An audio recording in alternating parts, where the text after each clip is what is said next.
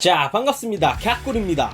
KBO 리그가 확 달라진 새로운 모습으로 야구 팬들에게 인사합니다. 5월 5일 개막하는 2020 신한은행 서울 KBO 리그는 선수들의 경기력을 향상시켜 팬들에게 더욱 즐거운 경기를 보여주기 위해 다양한 규정과 규약을 손질했습니다. 2020년 KBO 리그에서 경기 중 눈여겨봐야 할 부분들을 정리해봤습니다. 우선 첫 번째는 전무후무 무관중 개막입니다. 대만이 먼저 무관중 경기로 시즌이 진행되고 있죠. KBO 리그 무관중 경기 개막을 하게 되었습니다. 좋아지면 차차 단계적으로 관중 입장을 허용한다고 합니다. 선수 등록 확대입니다. 현역 선수 엔트리는 27명 등록, 25명 출장에서 1명씩 늘어난 28명 등록, 26명 출장으로 확대되었습니다. 그리고 8월 18일 이후 33명 등록, 31명 출장으로 늘린다는 계획입니다. 그리고 선수 보호를 위한 부상자 명단 제도가 처음으로 도입하게 되었는데요. 엔트리 등록 선수가 시즌 중 또는 부상자 명단에 등재할 수 있습니다. 부상자 등재 기간 동안 말소되더라도 등록 일수가 인정이 됩니다. 공정한 정보 입수입니다. 미국 MLB 리그를 많이 보셨던 분들은 리스트밴드나 페이퍼의 사용을 하는 것을 많이 보셨을 텐데요. 그라운드 내에서 전력 분석 참고용인 리스트밴드나 페이퍼의 사용이 투수를 제외한 전 포지션으로 확대된다고 합니다. 디펜스 시프트 등 수비 전술의 다양화가 나타날 것으로 보입니다. 투수는 규정상 그라운드가 아닌 벤치에서만 사용할 수 있습니다.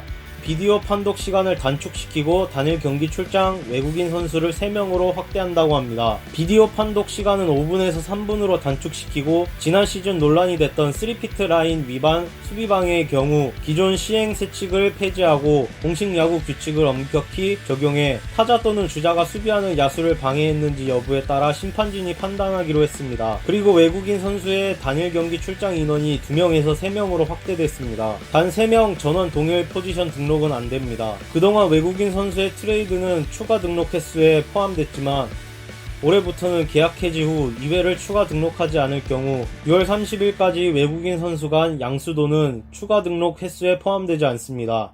우천 취소 시 더블헤더 또는 월요일 경기를 시행하는 것입니다. 그리고 매 시즌 7월에 개최됐던 올스타전은 일정상 취소되었습니다. 신인 선수 지명 트레이드입니다.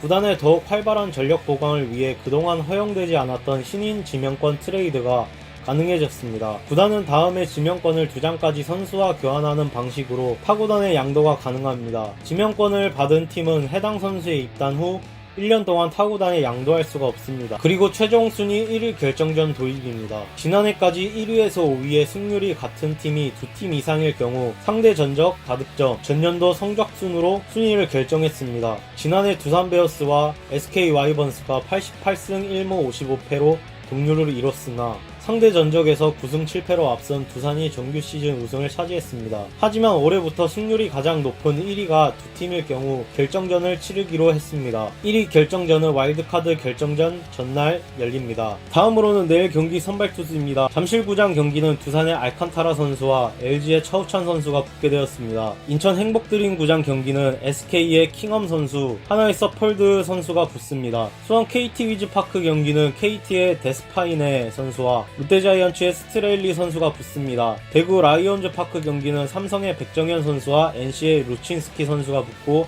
마지막 광주 기아 챔피언스필드 경기는 기아의 양현종 선수와 키움의 브리건 선수가 붙습니다. KBO 리그가 개막을 합니다. 선수들이 건강하게 야구할 수 있도록 계신 자리에서 많은 응원 부탁드립니다. 지금까지 저는 캬꿀이었습니다.